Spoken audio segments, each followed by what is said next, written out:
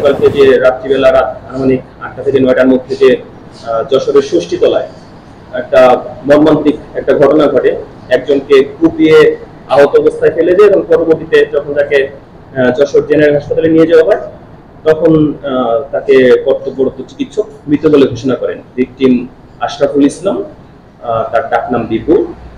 তো আমরা এইটা ঘটনা ঘটার সঙ্গে সঙ্গে আমরা তৎপর হয়ে অতি দ্রুততার সাথে এবং আমাদের একটা চৌকস টিম তখনই মাঠে নামে আসামিদের গ্রেফতার করার জন্য, এবং আমরা রাত এবং আজকে সকাল থেকে অক্লান্ত পরিশ্রম করতে থাকি। অবশেষে আমরা এই হত্যাকাণ্ডের সাথে জড়িত অভিযুক্ত যে 1 নম্বর আসামি আছে বাপ্পি, তাকে আমরা গ্রেফতার করতে সমর্থ হই।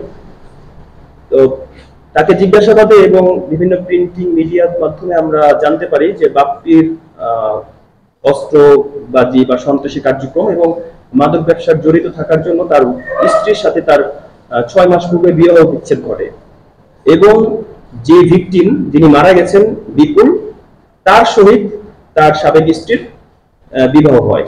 এই বিষয়টি নিয়ে আসলে আসামি যে 1 নম্বর আসামি বাপ্পি, সে রাগান্বিত ছিল এবং সে সুযোগ খুঁজতে থাকে যে যখন ওকে পাওয়া যাবে সে তাকে হত্যা করে একটা প্ল্যান করতে থাকে।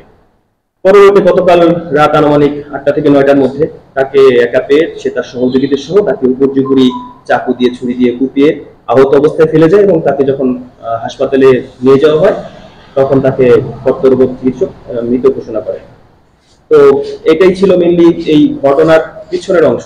এবং যখন আমরা বাপ্পিকে গ্রেফতার করলাম আজকে সকাল 11টা 35 মিনিটে, আমরা ওকে গ্রেফতার করি আমাদের এই চারখাম্বা থেকে, যশোর শহরের চারখাম্বা মোড় থেকে গ্রেফতার করি। গ্রেফতার করার পরে ওকে জিজ্ঞাসাবাদে ও জানায় ওর একজন সহযোগী ছিল।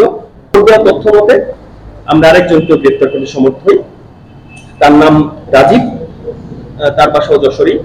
তো আমরা 1 নম্বর আসামি বাপ্পির পিসিপিআর পর্যালোচনা করে দেখতে পাই তার বিরুদ্ধে একটা অস্ত্র মামলা এবং একটি মাদক মামলা এখনো চলমান রয়েছে।